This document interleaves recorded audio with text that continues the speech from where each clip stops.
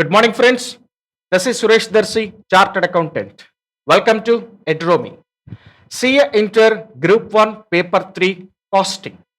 ఈ సెషన్లో కాస్టింగ్కి సంబంధించినటువంటి కొన్ని ఫండమెంటల్ కాన్సెప్ట్స్ని మనం నేర్చుకుంటాం. నా దృష్టిలో ఈ ఫండమెంటల్స్ పార్ట్ చాలా ఇంపార్టెంట్.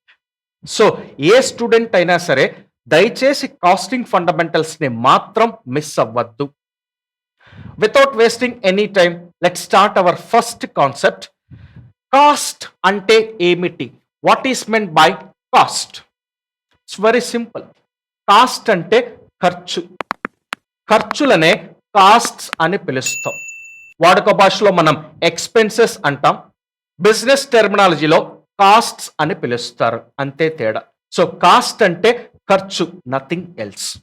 దీని డెఫినేషన్ కోసం పెద్ద గ్రంథాలు తిరగేయకండి, అలాగే గంటల పాటు గూగుల్లో రీసెర్చ్ చేయకండి.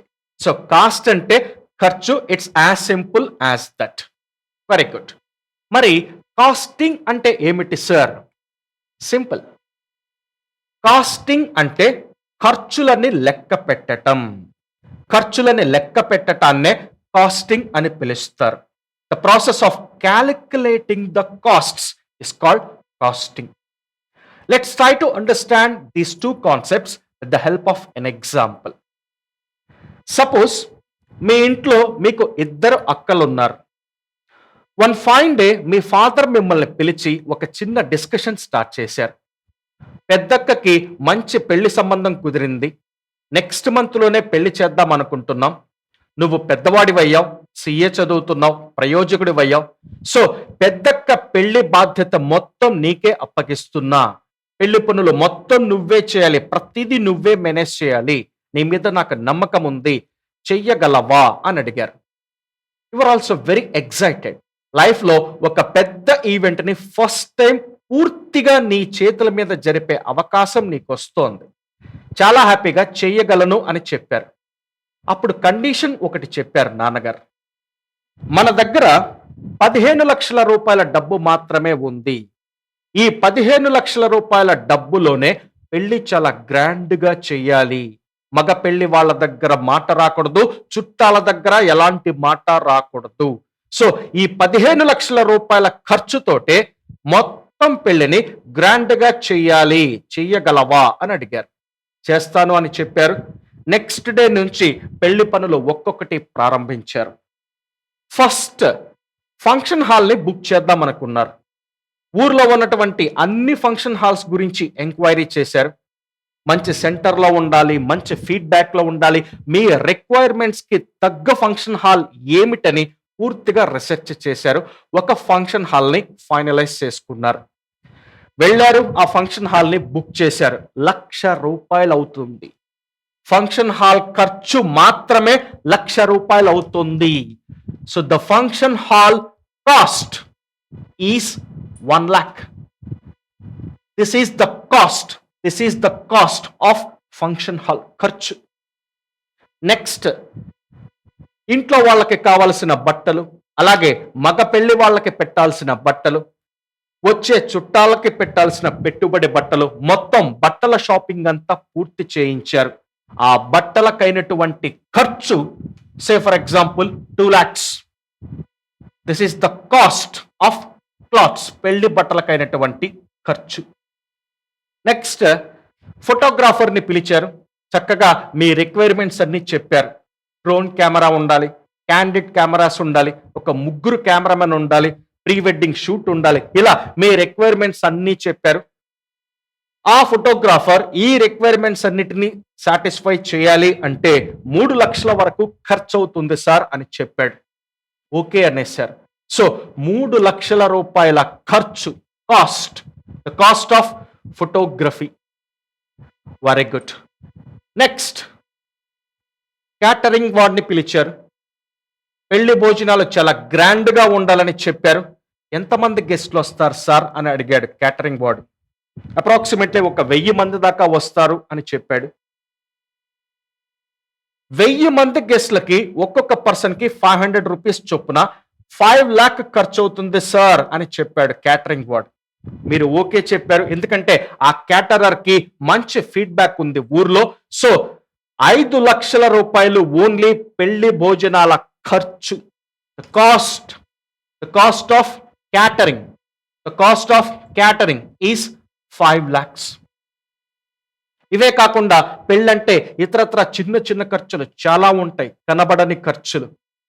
వెడ్డింగ్ కార్డ్స్ ఖర్చు కానీ, లైటింగ్ ఖర్చు కానీ, డెకరేషన్ ఖర్చు కానీ, అలాగే ఊరేగింపు ఖర్చు కానీ, అలాగే ట్రాన్స్పోర్ట్ ఖర్చు కానీ, ఇలా కనబడని ఖర్చులు చాలా ఉంటాయి. ఆ ఖర్చులన్నీ కలిపి సే ఫర్ ఎగ్జాంపుల్ ఒక 3,95,000 రూపీస్ అయ్యింది. So this is the miscellaneous cost. The miscellaneous cost. ఇలా పెళ్లికి సంబంధించిన అన్ని ఖర్చులు పెట్టారు. పెళ్లి గ్రాండ్ గా జరిగింది, హ్యాపీగా అక్క అత్తవారింటికి వెళ్ళిపోయింది, నాన్నగారు హ్యాపీ, మంచి పేరు వచ్చింది, వచ్చిన వాళ్ళందరూ చాలా గ్రాండ్ గా పెళ్లి చేశారని చెప్పుకున్నారు. Everyone is happy.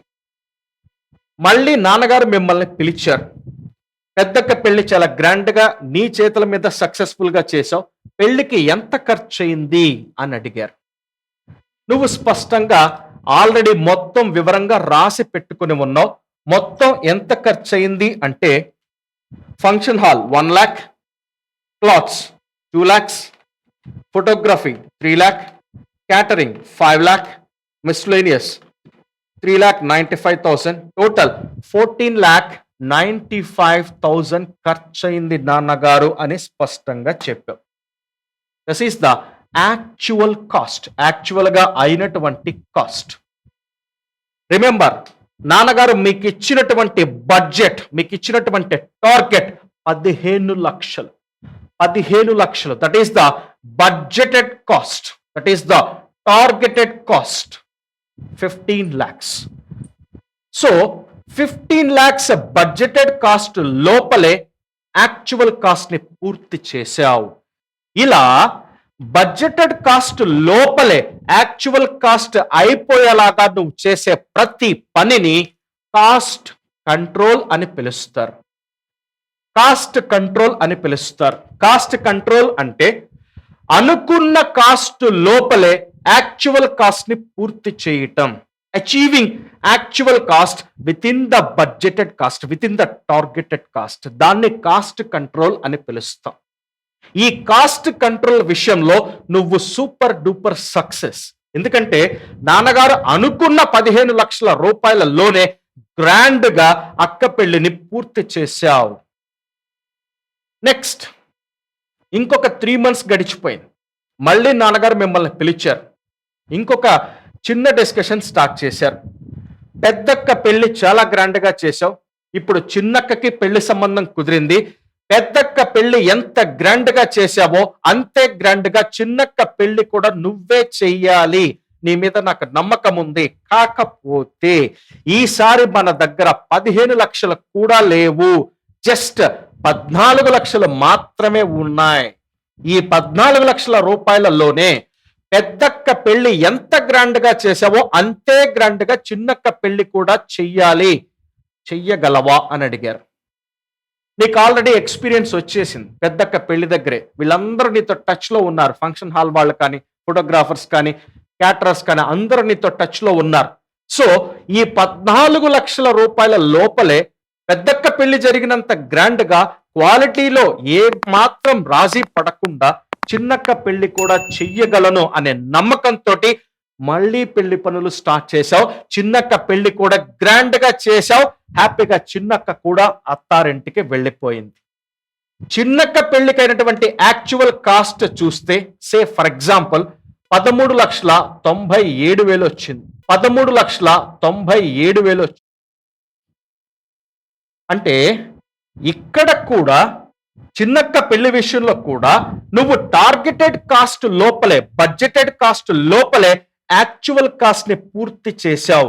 అనుకున్న ఖర్చు లోపలే యాక్చువల్ ఖర్చుని పూర్తి చేశావు అంటే కాస్ట్ కంట్రోల్ చిన్నక్క పెళ్లి విషయంలో కూడా నువ్వు అచీవ్ అయ్యావు. Very good. కాకపోతే ఇక్కడ ఒక చిన్న పాయింట్ని మనం అబ్జర్వ్ చేయాలి. పెద్దక్క పెళ్లి నుంచి చిన్నక్క పెళ్లి దగ్గరికి వచ్చేసరికి ది బడ్జెట్ ని నాన్నగారు రూపాయలు తగ్గించారు. ఇలా అనుకునే ఖర్చునే తగ్గించి ఆ తగ్గించిన ఖర్చు లోపలే యాక్చువల్ కాస్ట్ ని పూర్తి చేయటాన్ని కాస్ట్ రిడక్షన్ అని పిలుస్తాం. కాస్ట్ రిడక్షన్ అని పిలుస్తాం. కాస్ట్ రిడక్షన్ అంటే it's very simple. Targeted cost నే బడ్జెటెడ్ కాస్ట్ నే తగ్గించి ఆ తగ్గించిన బడ్జెటెడ్ కాస్ట్ లోపలే యాక్చువల్ కాస్ట్ పూర్తి చేయటాన్ని కాస్ట్ రిడక్షన్ అని పిలుస్తాం. Cost control and cost reduction, these 2 points are very very important. ఈ రెండిటికి ఉన్నటువంటి డిఫరెన్స్ ని జాగ్రత్తగా అబ్జర్వ్ చేయండి. కాస్ట్ కంట్రోల్ అంటే అనుకునే కాస్ట్ లోపలే యాక్చువల్ కాస్ట్ ని పూర్తి చేయటాన్ని కాస్ట్ కంట్రోల్ అంటాం. ఆ అనుకునే కాస్ట్ ని తగ్గించిన టార్గెటెడ్ కాస్ట్ లోపలే యాక్చువల్ కాస్ట్ ని పూర్తి చేయటాన్ని కాస్ట్ రిడక్షన్ అని పిలుస్తాం. Very good. సో ఈ ఎగ్జాంపుల్ మీరు కనుక ఒక్కసారి అబ్జర్వ్ చేస్తే, పెద్దక్క పెళ్లికైనటువంటి కాస్ట్ ఖర్చు 14,95,000. ఈ కాస్ట్ ఎలా వచ్చింది? ఇలా ఒక్కొక్క కాస్ట్ ని చక్కగా ఒక స్టేట్మెంట్ లో రాసుకుంటూ మొత్తం టోటల్ చేస్తే యాక్చువల్ కాస్ట్ వచ్చింది. ఇవన్నీ యాడ్ చేస్తే యాక్చువల్ కాస్ట్ వచ్చింది. ఇలా ఒక్కొక్క కాస్ట్ ని లెక్క కట్టి ఆ అన్ని కాస్ట్లని కలిపి టోటల్ చేసి కాస్ట్ ని కనుక్కున్నాం. అంటే కాస్టింగ్ చేశాం. కాస్టింగ్ అంటే it's nothing but the process of calculating the cost. The process of calculating the cost. Sir, పెద్ద కష్టమేముంది సార్ కాస్టింగ్ లో? సింపుల్ గానే ఉందిగా. దేనికి ఎంత ఖర్చు అయిందో రాసుకుని టోటల్ కాస్ట్ ఎంతో చెప్తే కాస్టింగ్ చేసి కాస్ట్ చెప్పినట్టే. దీనికి పెద్ద సబ్జెక్టు, చాలా పెద్ద కష్టమైన సబ్జెక్టు. ఇంత బిల్డప్ ఎందుకు సార్ ఈ సబ్జెక్ట్కి? Let me explain. ఈ కాస్ట్లన్నీ కూడా పర్ఫెక్ట్ ఎగ్జాక్ట్ కాస్టులా? సే ఫర్ ఎగ్జాంపుల్, మీ నాన్నగారు మిమ్మల్ని అడిగారు, ఒక్కొక్క ఖర్చు అనా పైసలతో సహా నాకు లెక్క రాసి చూపించు, అనా పైసలతో సహా నాకు లెక్క రాసి చూపించు అని అడిగారు. ఫంక్షన్ హాల్కి అయింది ఎగ్జాక్ట్లీ 1 lakh, లేకపోతే ఒక 10 రూపాయలు అటు ఇటు అయ్యిందా? ఎగ్జాక్ట్ అమౌంట్స్ చెప్పగలరా? చెప్పగలం. ఎలా చెప్పగలం? ఈ ఫంక్షన్ హాల్ కాస్ట్ కి మనం చేసినటువంటి ట్రాన్సాక్షన్స్ అన్నిటిని 1 by 1 రాసుకుంటూ వస్తే ఫంక్షన్ హాల్ కాస్ట్ బయటకు వస్తుంది. Say for example, function hall cost కనుక్కోవటానికి ఒక చిన్న స్టేట్మెంట్ ని ప్రిపేర్ చేస్తున్నాం. ఈ ఫంక్షన్ హాల్ కోసం మీరు ఊళ్ళో ఉన్న అన్ని ఫంక్షన్ హాల్స్ తిరిగారు, బండేసుకుని తిరిగారు, పెట్రోల్ ఖర్చు అయింది. సే ఫర్ ఎగ్జాంపుల్, ఊళ్ళో ఉన్నటువంటి అన్ని ఫంక్షన్ హాల్స్ ని కవర్ చేయటానికి ఒక 70 కిలోమీటర్ల పాటు మీ బండి మీద మీరు తిరిగారు. మీ బండి మీకు ఇచ్చేటటువంటి mileage say for example 50 kilometres per litre petrol. 1 litre petrol మీ బండిలో పోస్తే 50 కిలోమీటర్ల మైలేజ్ ఇస్తుంది. అంటే 50 కిలోమీటర్స్ తిరగటానికి మీకు 1 లీటర్ పెట్రోల్ ఖర్చు అవుతుంది. 1 లీటర్ పెట్రోల్ ఇవాళ 100 రూపాయలు ఉంది. 100 రూపీస్ ఖర్చు పెడితే మీరు 50 కిలోమీటర్ల పాటు తిరగగలరు. మీరు తిరిగింది అన్ని ఫంక్షన్ హాల్స్ ని కవర్ చేయడానికి 70 కిలోమీటర్స్. 70 కిలోమీటర్స్ తిరగటానికి మీకైనటువంటి పెట్రోల్ కాస్ట్ ఎంత? సింపుల్, చిన్న లాజిక్. కిందది బై పైది ఇంటూ పక్కది, కిందది బై పైది ఇంటూ పక్కది వేస్తే ఆన్సర్ వస్తుంది. 70 బై 50 ఇంటూ 100 అంటే 140 రూపీస్. 140 రూపాయల పెట్రోల్ కాస్ట్ అయింది ఫంక్షన్ హాల్స్ ని ఎంక్వైరీ చేయటానికి. నా ఫంక్షన్ హాల్లో మీరు మేనేజర్తో మాట్లాడిన తరువాత ఆ ఫంక్షన్ హాల్ యొక్క రెంట్ ఎంతో మీకు క్లియర్గా తెలిసింది. ఆ రెంట్ సే ఫర్ ఎగ్జాంపుల్ ఒక 60,000. అలాగే ఫంక్షన్ హాల్లో ఎలక్ట్రిసిటీ అంతా మనమే భరించాలి ఆ పెళ్లి రోజు, అదొక 10,000 అయింది. అలాగే జనరేటర్ ఫెసిలిటీ కూడా ఉంది. ఆ జనరేటర్ యొక్క రెంటు ప్లస్ దాంట్లో పొయ్యాల్సినటువంటి డీజిల్ ఒక 10,000 కట్టాల్సిందే అని చెప్పాడు.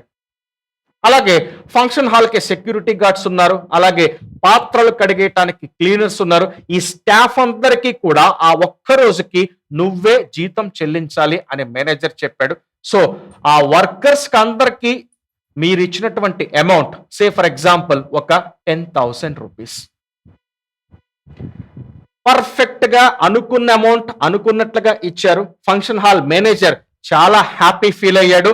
అందుకని ఫైనల్ గా వెళ్ళిపోయేటప్పుడు ఒక 3,000 రూపీస్ డిస్కౌంట్ ఇచ్చాడు. ఒక 3,000 రూపీస్ డిస్కౌంట్ ఇచ్చాడు. ఇవన్నీ ఫంక్షన్ హాల్ ఖర్చు కోసం మనం చేసినటువంటి transactions, financial transactions or cost transactions, whatever you call. At this stage these are the transactions. Petrol cost, rent, electricity, generator, workers, ఈ ఖర్చులన్నిటినీ యాడ్ చేసి డిస్కౌంట్ తీసేస్తే నెట్ ఎగ్జాక్ట్ గా ఫంక్షన్ హాల్ కి అయినటువంటి ఖర్చు బయటకు వస్తుంది. 140 rupees petrol plus rent 60,000 plus electricity 10,000 plus generator 10,000 plus workers 10,000 minus discount 3,000. So actual గా ఎగ్జాక్ట్ గా అయినటువంటి కాస్ట్ 87,140 రూపీస్. అంటే ఫంక్షన్ హాల్ కి అయినటువంటి కాస్ట్ 1 lakh కాదు, యాక్చువల్ గా ఎగ్జాక్ట్ గా జస్ట్ 87,140 రూపీసే అయింది. నా ఈ ఎగ్జాంపుల్ మొత్తాన్ని ఈ స్టేజ్ లో మనం ఒక్కసారి చూస్తే పెళ్లి మొత్తానికి, ఈవెంట్ మొత్తానికి అయిన కాస్ట్ 14,95,000. ఈ 14,95,000 కాస్ట్ ని ఈ పద్ధతిలో ఒక్కొక్క కాస్ట్ ని రాసి ఈ పద్ధతిలో మనం కనుక్కున్నాం. సో ఈ కాస్ట్ కి ఇది కాస్టింగ్. ఇది బ్రాడ్ లెవెల్లో చూస్తే అర్థమవుతుంది.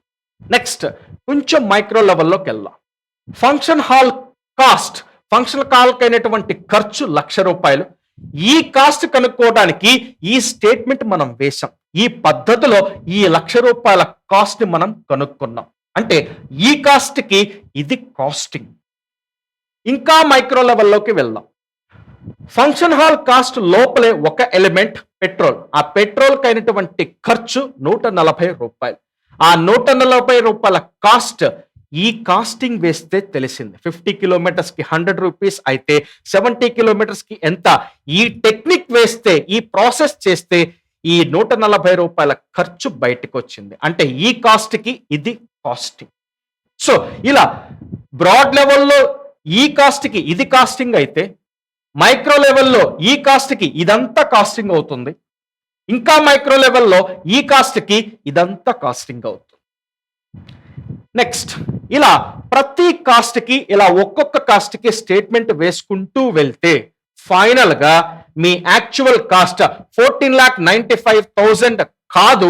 సే ఫర్ ఎగ్జాంపుల్ ఇది 15,500 రూపీస్ ఎగ్జాక్ట్ కాస్ట్. అనా పైసలతో సహా అయిన ఖర్చు 15,500,000 రూపాయలు ఫర్ ఎగ్జాంపుల్.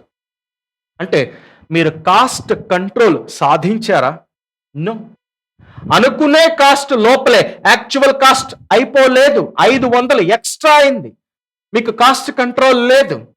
సార్ 500 రూపాయల దగ్గర పెద్ద విషయం ఏముంది సార్? 15,00,000 రూపాయల ఖర్చు, ఒక 500 అటు ఇటు అవుతుంది, దానికి పెద్ద విషయం ఏముంది సార్? ఈ 500 రూపాయలు కూడా కాస్టింగ్ లో చాలా ఇంపార్టెంటే. 500 రూపాయల దగ్గర ఏముంది sir? Let me give you another example. ఒక కార్ కొనటానికి హుండై షోరూమ్ కి వెళ్ళారు. సే ఫర్ ఎగ్జాంపుల్ హుండై క్రెడా కార్ కొనటానికి వెళ్ళారు. ఎంత అని షోరూమ్ వాళ్ళని అడిగారు. సే ఫర్ ఎగ్జాంపుల్ 15,45,000 అని స్పష్టంగా సేల్ ప్రైస్ చెప్పారు. Hyundai car 15,45,000. Say for example ఈ కార్ తయారు చేయటానికి హుండై కంపెనీకి అయినటువంటి total cost say for example 15 lakhs. So 15,00,000 రూపాయల కాస్ట్, దాని మీద ఒక 45,000 లాభం వేసుకొని మీకు 15,45,000 రూపాయల ప్రైస్ చెప్పింది.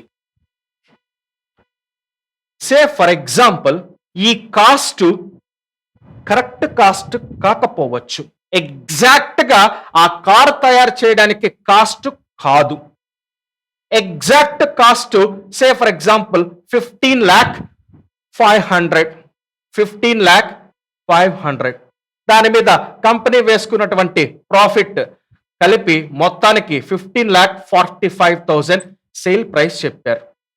అంటే ఇక్కడ ప్రాఫిట్ కంపెనీకి జస్ట్ 44,500 వస్తుంది. 500 రూపీస్ ప్రాఫిట్ తగ్గుతుంది. ఎందుకంటే మీ కాస్ట్ కరెక్ట్ కాస్ట్ 15,500,000 15 లక్షలు కాదు. అంటే ఈ ఒక్క కార్ దగ్గరే లాస్ ఎంత వచ్చింది? 500 రూపీస్. ఈ లాస్ కార్ని అమ్మటం చేతకాక వచ్చిందా? కార్ని తయారు చేయడానికి అయినటువంటి కాస్ట్ కరెక్ట్ గా కనుక్కోకపోవటం వల్ల వచ్చిందా? ఖర్చులని సరిగ్గా లెక్కయ్యకపోవటం వల్ల, inefficiency to calculate the cost exactly, దాని వల్ల వచ్చినటువంటి లాస్ 500 రూపాయలు. ఒక కారుకి 500 కదా సార్, పెద్ద విషయం ఏంటి సార్? ఇందాక అక్కడ 500 ఇక్కడ 500, 500 గురించి ఏంటి సార్ పెద్ద ఇష్యూ? 2020 సంవత్సరంలో హుండై కంపెనీ అమ్మినటువంటి total number of cars 4,20,000 cars. గూగుల్లో సెర్చ్ చేయండి, మీకు తెలుస్తుంది. 4,20,000 కార్లు వాళ్ళు అమ్మారు. అన్ని రకాల మోడల్స్ కలిపి i10, i20, అలాగే క్రెడా, అన్ని రకాల మోడల్స్ కలిపి 4,20,000 కార్లు అమ్మారు.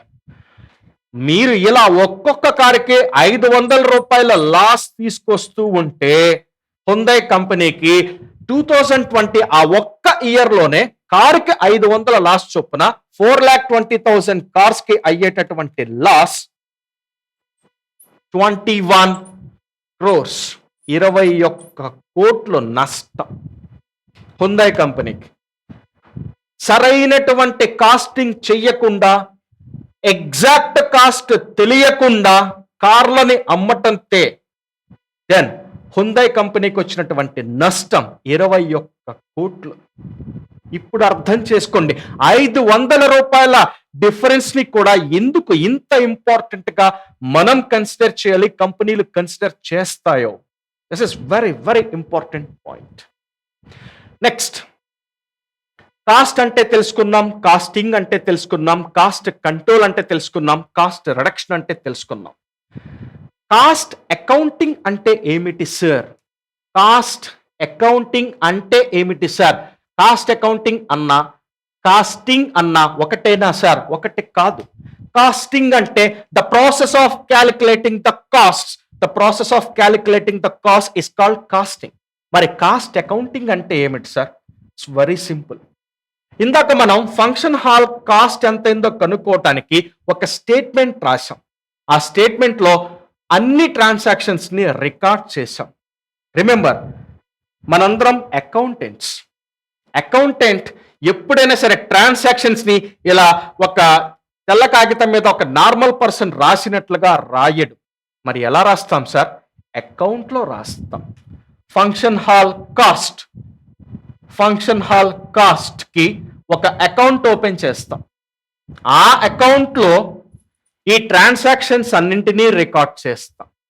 పెట్రోల్ అయినటువంటి కాస్ట్ 140, అలాగే రెంట్ 60,000, అలాగే ఎలక్ట్రిసిటీ 10,000, అలాగే జనరేటర్ 10,000, వర్కర్స్ అయినటువంటి కాస్ట్ 10,000, డిస్కౌంట్ 3,000 రూపాయలు ఇచ్చారు, అది మనకి ఖర్చు కాదు, ఒక రకమైన ఇన్కమ్ 3,000. ఇలా కాస్ట్లన్నిటిని చక్కగా రాసి ఫైనల్ గా ఎంత కాస్ట్ అయిందో అకౌంట్ ద్వారా బయటకి తీస్తాం. అకౌంట్ ద్వారా బయటకి తీస్తాం. ఇలా కాస్ట్లకి మనం ఎంటర్ అయినటువంటి ట్రాన్సాక్షన్స్ అన్నింటినీ ఒక అకౌంట్ లో రాసి దాని రిజల్ట్ ని బయటికి తీసే ఈ అకౌంటింగ్ నే కాస్ట్ అకౌంటింగ్ అంటారు. ఖర్చులకి అకౌంట్ రాయటాన్ని కాస్ట్ అకౌంటింగ్ అంటారు. ఖర్చులని లెక్క పెట్టడాన్ని కాస్టింగ్ అంటారు. ఖర్చులకి అకౌంట్ రాసి యాక్చువల్ గా అయినటువంటి ఖర్చుని బయటకు తీసుకురావడాన్ని కాస్ట్ అకౌంటింగ్ అంటారు. So costing means the process of calculating the cost. Cost accounting means the process of accounting for cost. రెండిటికి ఉన్న తేడాని జాగ్రత్తగా అర్థం చేసుకోండి. సో ఇప్పటి వరకు ఈ ఎగ్జాంపుల్ తో కాస్ట్ అంటే ఏంటి, కాస్టింగ్ అంటే ఏంటి, కాస్ట్ కంట్రోల్, కాస్ట్ రిడక్షన్, అలాగే కాస్ట్ అకౌంటింగ్ అంటే ఏంటి, ఇవన్నీ నేర్చుకున్నాం. నెక్స్ట్ ఒక కంపెనీలో, ఒక మ్యానుఫ్యాక్చరింగ్ కంపెనీలో అసలు ఆర్గనైజేషన్ స్ట్రక్చర్ ఎలా ఉంటుందో ఒక్కసారి చూద్దాం. సే ఫర్ ఎగ్జాంపుల్, ఈ పెన్ను యొక్క ధర 10 రూపాయలు. 10 రూపాయల పెన్నుని తయారు చేసే ఈ కంపెనీ యొక్క ఆర్గనైజేషనల్ స్ట్రక్చర్ ఎలా ఉంటుందో ఒక్కసారి చూద్దాం. ఏ కంపెనీలో అయినా సరే the real owners are share holders. కంపెనీలో పెట్టుబడులు పెట్టినటువంటి share holders, they are the real owners for any company. అది మ్యానుఫ్యాక్చరింగ్ కంపెనీ అయినా, సర్వీస్ కంపెనీ అయినా, ఏ కంపెనీ అయినా సరే share holders are the real owners. Share holders ఏం చేస్తారంటే, వాళ్ళలో లేదా బయట వాళ్ళలో ఎవరైనా సరే ఎఫిషియెంట్ పీపుల్ కొంతమందిని సెలెక్ట్ చేసి వాళ్ళని బోర్డ్ ఆఫ్ డైరెక్టర్స్ గా రిక్రూట్ చేస్తారు. బోర్డ్ ఆఫ్ డైరెక్టర్స్ గా రిక్రూట్ చేస్తారు. బిఓడి, సింపుల్ గా బోర్డ్ ఆఫ్ డైరెక్టర్స్. వీళ్ళ మెయిన్ పని ఏంటంటే, మన పెన్ మ్యానుఫ్యాక్చరింగ్ కంపెనీని ఎలా ముందుకు తీసుకువెళ్ళాలి, ఎలాంటి స్ట్రాటజీస్ తోటి, ఎలాంటి ఐడియాస్ తోటి మన పెన్ మ్యానుఫ్యాక్చరింగ్ కంపెనీని ముందుకు తీసుకువెళ్ళాలి, మొత్తం కీలకమైన కీ డెసిషన్స్ టాప్ లెవెల్లో బోర్డ్ ఆఫ్ డైరెక్టర్స్ తీసుకుంటారు.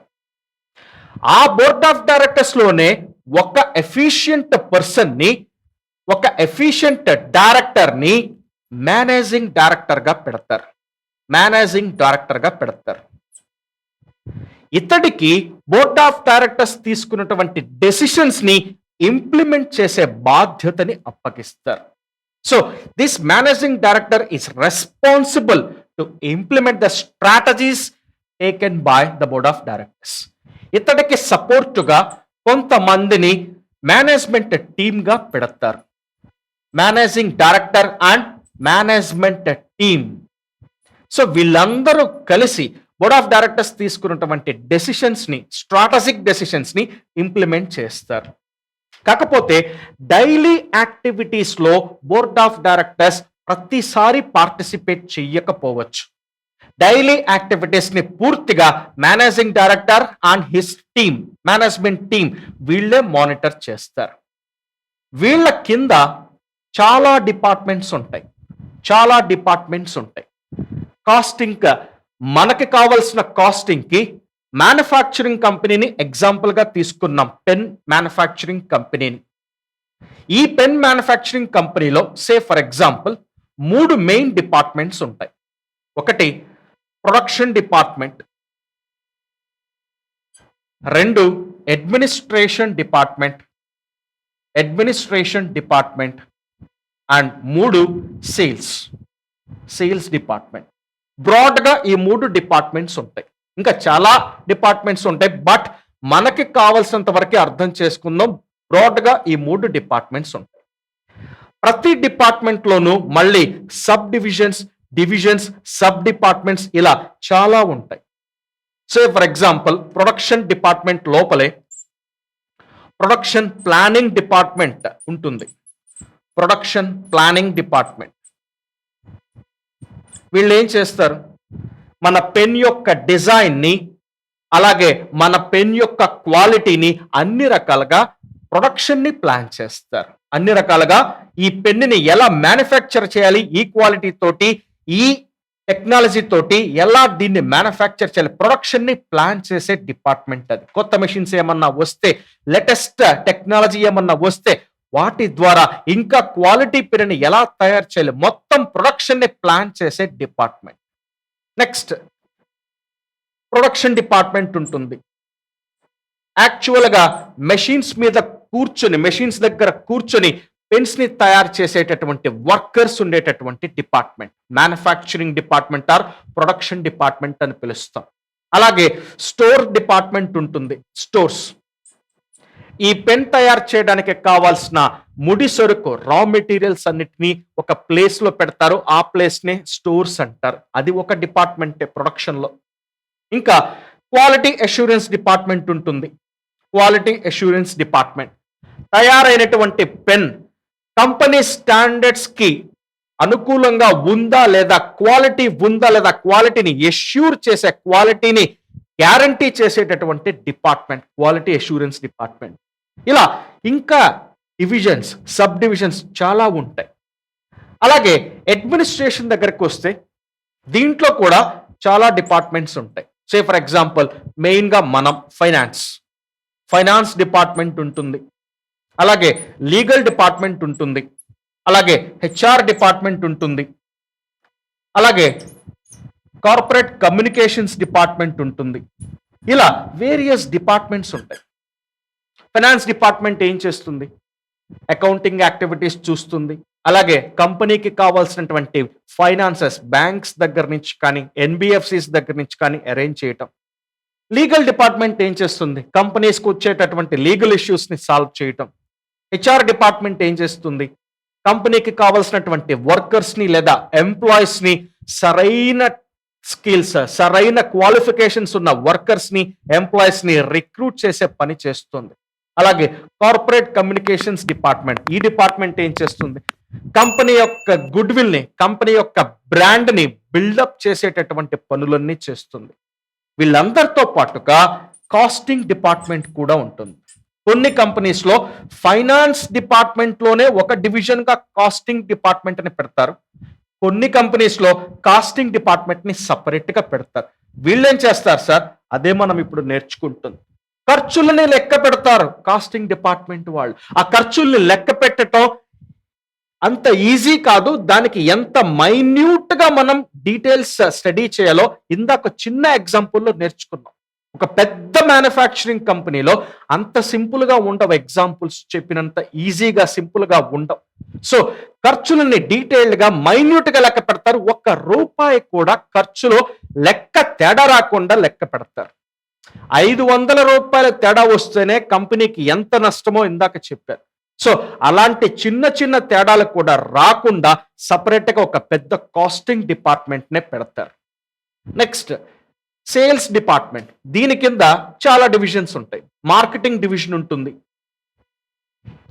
కస్టమర్స్ని అట్రాక్ట్ చేయటం, కస్టమర్స్కి మన ప్రొడక్ట్ని సాటిస్ఫై అయ్యేలాగా కన్విన్స్ చేస్తూ ఎక్స్ప్లెయిన్ చేయటం. ఇలా మార్కెటింగ్ డిపార్ట్మెంట్ ఎంతసేపు మన ప్రొడక్ట్ని మార్కెటింగ్ చేయడానికి కష్టపడుతూ ఉంటుంది. అలాగే డిస్ట్రిబ్యూషన్ డిపార్ట్మెంట్ ఉంటుంది. సేల్స్ అయిపోయిన తర్వాత కస్టమర్స్కి ప్రొడక్ట్స్ని డెలివరీ చేయటం డిస్ట్రిబ్యూషన్ డిపార్ట్మెంట్ ఉంటుంది. అలాగే ఆఫ్టర్ సేల్స్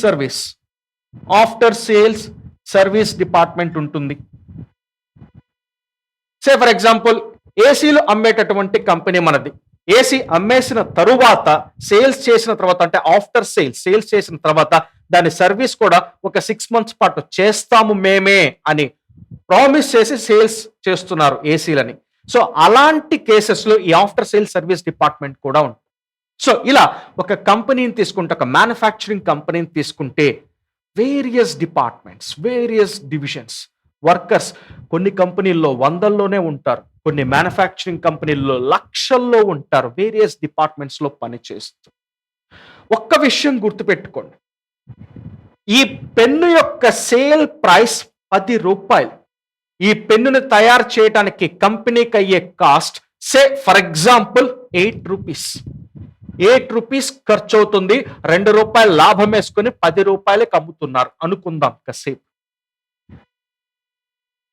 ఈ అన్ని డిపార్ట్మెంట్స్ లో పెట్టే ఖర్చులన్నీ కూడా 8 రూపీస్లో ఇంక్లూడ్ అవ్వాల్సిందే.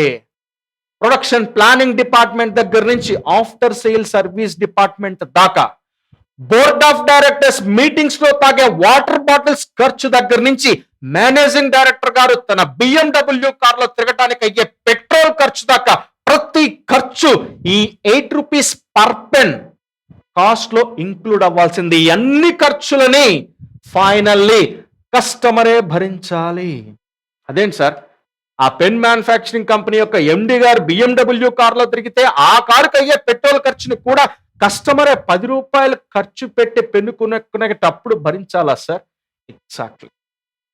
కంపెనీలో అయ్యే ప్రతి ఖర్చుని ఈ 8 రూపాయల లోపలికి మనం తీసుకురావాలి కాస్టింగ్ డిపార్ట్మెంట్. రిమెంబర్, ఎండి గారు BMW కారులో తిరిగేది తన పర్సనల్ లైఫ్ కోసం కాదు, కంపెనీ కోసం, కంపెనీ యొక్క మీటింగ్స్ కోసం, బిజినెస్ ని ఎక్స్పాండ్ చేయడం కోసం కారులో తిరుగుతున్నారు. ఆ కారుకి అయ్యేటటువంటి పెట్రోల్ ఖర్చు ఆయన పర్సనల్ ఖర్చు కాదు, కంపెనీ కోసం పెట్టే ఖర్చు. కంపెనీ కోసం పెడుతున్న ప్రతి ఖర్చుని కంపెనీ ప్రొడక్ట్ యొక్క కాస్ట్ లోకి తీసుకెళ్లాల్సిందే. దాని మీద ప్రాఫిట్ వేసుకుని కస్టమర్ కి మనం అమ్ముతాం. కస్టమర్ ఈ ఖర్చులన్నింటినీ భరించాల్సిందే. సార్, ఎండి గారు రోజుకి 20 కిలోమీటర్లు తిరుగుతారు, ఒక్కోసారి 200 కిలోమీటర్లు తిరుగుతారు.